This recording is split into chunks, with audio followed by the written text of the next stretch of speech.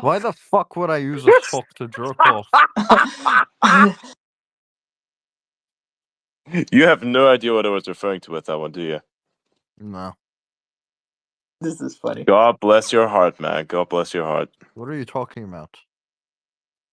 Do I have to really explain that one? Yes. Oh god, here we go. It's like when so here's how it works. So when you have I can't believe I'm going to explain this, by the way. So if you have any children in the background, get them off the phone now.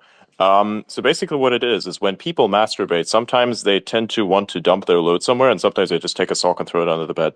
Yeah, that's what I was talking about. I said I don't use a sock to masturbate. Why the fuck would I do that? What the fuck? Why the fuck would Now you I'm use even a more sock to confused. Now I'm masturbate? confused. I think it's an efficiency measure. You know, if you throw them under the bed, that creates additional administrative hassle and recovery and cleaning. A drawer system improves the efficiency by There's at nothing least efficient 60%. about this. There's nothing efficient about this. All you're doing is you're getting athlete's foot on your dick.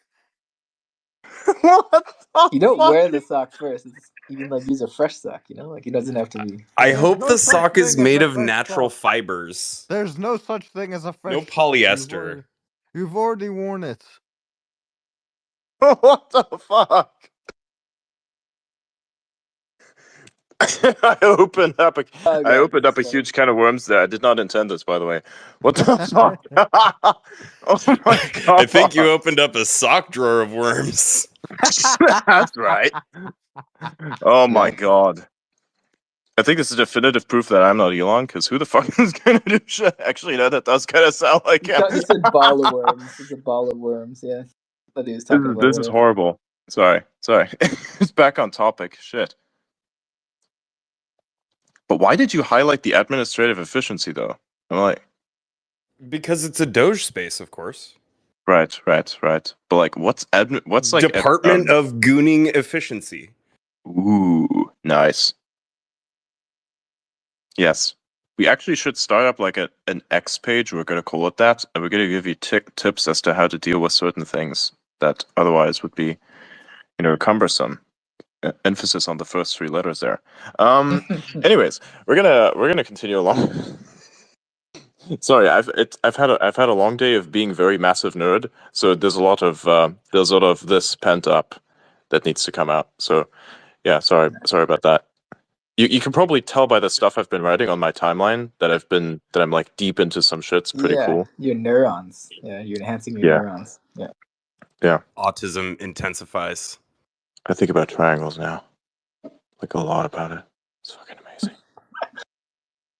I'm serious, by the way. Really?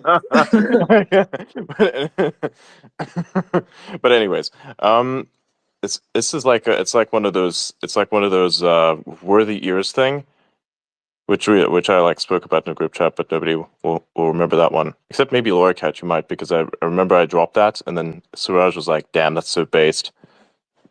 It was like a thing about we were talking about like a thing that happened in Spaces almost a month back now, and that's pretty cool. Can't believe it's a month ago now, but yeah, it was actually, I don't think there's really that much we can talk about when it comes to the Doge space, but I mean, unless anybody else has any thoughts about how that went. I like the fact that based Mike Lee, it's funny, his account, he like came up and he was speaking, so that was pretty cool. Yeah. Definitely added to the vibe. I like that part. He's talking about the Doge revolution. That's kind of cool. Yeah. We got a Vivek being there. That one's pretty nice. Yep. That's pretty cool. Because like the media was like drumming up some bullshit about there being somehow drama, but you can clearly see from this performance here that there is no drama. So there's that buried, I think. So that's pretty cool. Yep. I think a lot of the drama related to this stuff is likely to play out in court. I mean, there will be various stakeholders who want to sue to stop some of these actions. And we might see some of them put on hold. We might see some of them reversed. However, I think that overall, the trend is that the law is going to keep moving in the direction that politics has already moved. Mm.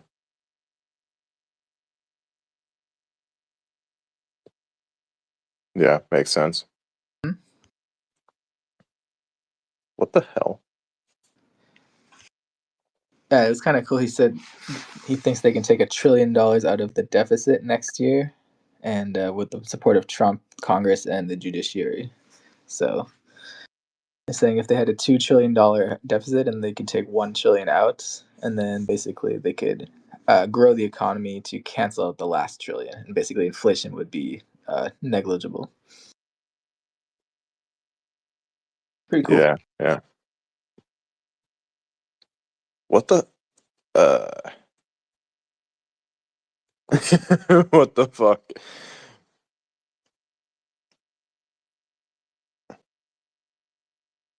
So the senators who joined the conversation, I think they also did some really good work, from what I Oh can yes, understand. 100%.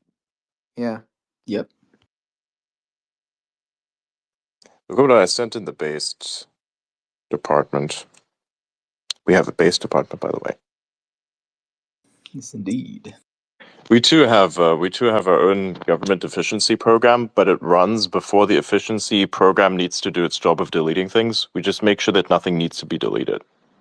It's like we're like a step ahead. We're on this like timeline, and we're already thinking of like 2030, and then we're like going back in time, and we think about what we want to have by in 2030, but we want to have it now. So Building for the future. exactly. It's like the video clip that Outa sent me in my DMs. You know the one where it's like why could we like why are you so hell bent on creating infrastructure for the people, fast even though it costs more. Well, because he wants to have Is Adrian cutting out, or is that just me? As you. it's you. Oh my god. He's like, oh my god. You're not cutting out at all, by the way, so that's great. But I am to you. Okay. I'll like. Can you still hear properly, or do you have to like restart? I Periscope, think bro. he's restarting or something. I don't know. They need to implement a normal like WebRTC thing that's not like Periscope, which by the way is going to be insanely hard, given that you'd need to exchange, I think, like multiple like Periscope itself is very modular. You can put a lot of things in it, so it assumes just for efficiency's sake, much more than just spaces and live streams are connected to it.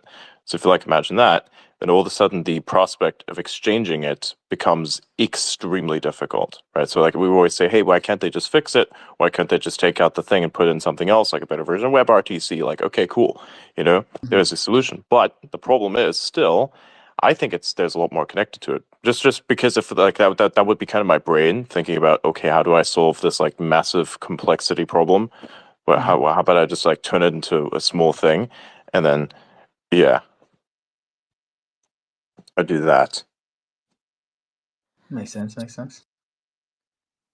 So I think there's a tons of benefits when it comes to like reducing the government spending, right? One is probably we could probably repay our loans. I think we already have like trillions of dollars of debt, national debt, right? We can use that money to repay that, and then we could probably reduce or even stop inflation at one point. And I think it will also reduce the interest payments. So I mean it's all win win win.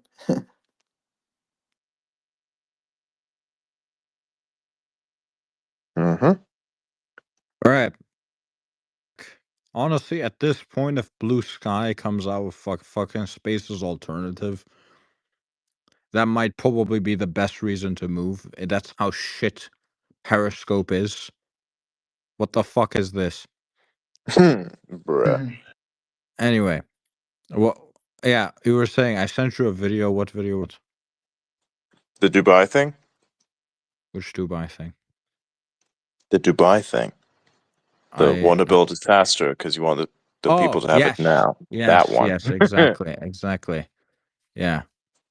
That's how we think. That's why we don't need like we ourselves as a group of people We are like the Department of Government Efficiency, but we like want to have things that are in 2030, but which are cool, but we want to have them now. You know? So Yeah. it's like that post which I sent out there where I said, this is how my brain works. This is how basically I want things to go. It's like you think about this amazing thing that you can have in the future. Well, what if you can have it now? You know, and then actually you're starting on the first steps of, okay, you know, if you're already there, do you actually need it? You know? And then once you finally decide, okay, yeah, this would actually be the best thing for me, then you go ahead and pursue that as much as possible. And then you get there. Makes sense.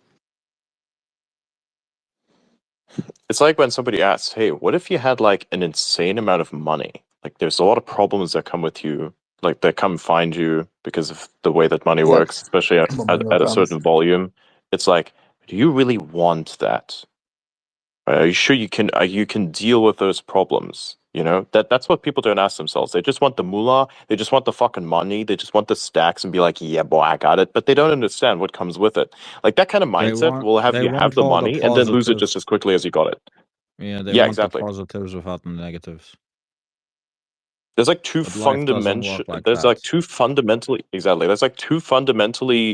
Um There's like two fundamentally misaligned mindsets that don't understand how the planet works. One of which is the one that says money doesn't do shit for you, bullshit. And one that says, oh, I can just like, you know, money is like all my problems disappear. No, no, no. Some of your more pervasive problems disappear. That is true. Or, you know, like you cost of your house or like, you know, getting groceries and things like that. It's not going to be on your mind as much. But what's going to be on your mind is much, much bigger problems. You'll have No, I like have a very large scale problems that will be on your mind, connected to your wealth, of course, and people that want part of your thing. You know, like imagine you have these people, a very low level but extremely present example of this is a type of mindset that manifests the people who protest saying the billionaires need to pay their fair share. I'm like, their fair share of what? Their own money is like, what's your fair share of something you didn't work for? no, Hello, I have you know? a theory that the number of problems you have as a person actually doesn't decrease at all. It's just that They just as you chain. exactly as you become wealthier, as you become more successful, you can basically pay your ways out of some problems, but new problems emerge. Yeah. It just depends on like which problems are right for you. Like if you don't want to worry about the small shit and you distaste you dislike the small shit fundamentally, all of that's going to disappear for you. But if you are not mentally capable of dealing with the bigger problems that automatically come with this at being at a high level, then that's not for you, and you're actually better off with the small problems than trying to deal with big problems that you don't have the mental bandwidth for because it's going to destroy you, right? This is not a you're not worthy type of thing. This is a do you want to remain sane or do you want to like develop ideations that are self-destructive as a result of your sanity vanishing? Like that's what you have to consider. You know, and actually it's actually funny because not many people actually consider this for themselves, so they don't really understand how money works. And then you have, you know, occurrences which are quite shitty. Like for instance, people saying, "Oh, hey, you know, it doesn't matter like how much government, for instance, spends, right? Because then it's like, okay, it's not my money." Like, no, motherfucker, it's your taxes. So it's like, okay, cool. You know, nobody understands that. It's like, oh yeah, it could go there. Oh, that's fine. Oh, what about the aid? Leave the aid in. I'm like, aid for what though? Like, just do you ever consider like how effective that is? And then it's like the same people that give money to charity. It's like, okay, cool. Some charities work. I'm not going to say that all charities are a problem. You know, some charities I think are generally good, but I think just like with the USAID, where it's like the majority of all this stuff is bullshit. I think, especially with the charities and the foundations. Like, I think most of it's just bullshit. I think there's a very small percentage which is very, very good and they do quite a lot of work. And that work is very underrated, as a matter of fact. And you will hardly hear of them. You'll only hear of them occasionally because it can like raise large sums of money from like really influential people. So, like, that is pretty cool. Like, they do a lot of work. But otherwise, you know, it's like the cancer that the institute like supposed to study cancer, but doesn't admit where cancer actually comes from. It's like, well, what is that? Has nobody ever like ever asked? I was like, hey, we're gonna fund the research for like curing cancer. It's like, yes, we already know what prevents cancer from occurring in the first place. You don't have to like work on the cure if you already know how to eliminate the problem. It's like saying, oh wow, I have a problem where I shoot myself in the foot. So now I'm gonna have to figure out different types of unique technologies to come up with a foot guard to prevent the bullet from damaging my foot because I keep shooting myself in the foot. When in reality, you just take away the fucking gun. Right, like people, you know what I mean? Like it's a very intuitive way of thinking, but nobody really thinks about that. It's like, okay, you have the cancer problem, right? Okay, cool. What actually causes it? Like, there's nobody. It's like crickets in the room. They're like, okay, what kind of potential cures do you have? Like, what do you think? Like, everybody thinks chemo, thinks this, thinks that. Okay, go, cool. Okay, but like, what? How do you like prevent it from happening in the first place? Crickets. This is very Like, quickly turning into a conversation. yes. Indeed. Like seriously, it's actually kind of part of the DOGE thing, because like when you deal about you think about foundations, you think about charities, you think about aid given, all that kind of stuff. These are just examples of purposeless organizations existing that want like things. They want they want a piece of a very large pie. They like see the potential money that's out there. It's like, I want a piece of that. I want a piece of that. It's like it's like you're looking at a gigantic bowl of like candies, and it's like, ooh, piece of candy. But like everybody else is, ooh, piece of candy. And then maybe one guy comes along and is like, ooh, piece of candy, grabs a whole fucking handful. What if 10 other people do the same thing? What if now 15 other people do the same thing? How long do you think it's going to take until the yearly bowl is empty? Like, Right. Yeah. this is the same problem here. That's why you had like this interesting example that was brought up, was like in 2019, they like 2.5 trillion was like spent in 2019, whereas like 7 trillion was spent this like I think last year, was it? It's insane. So it's like, what the fuck is that? That's remarkable. So yeah, and then we actually we can debunk a little funny thing here.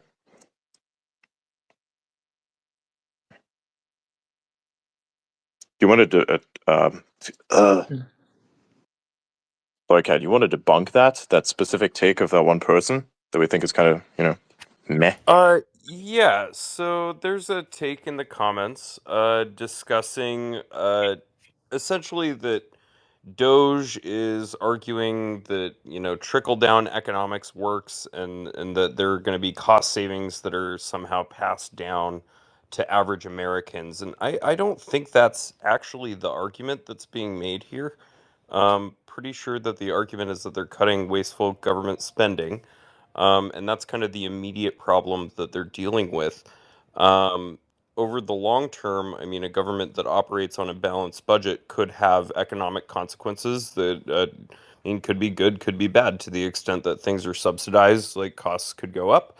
But to the extent that there's excessive taxation or regulation that's causing costs to go up, I mean, maybe they could go down.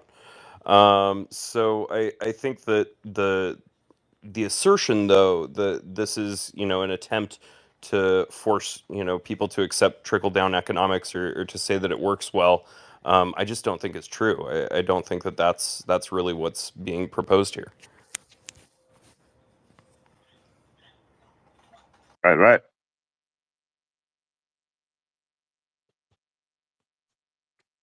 There's people here with like motorcycles. It's insane. Sorry.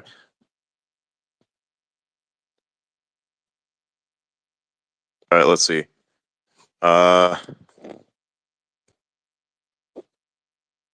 Oh yeah, sure. Let's bring him up.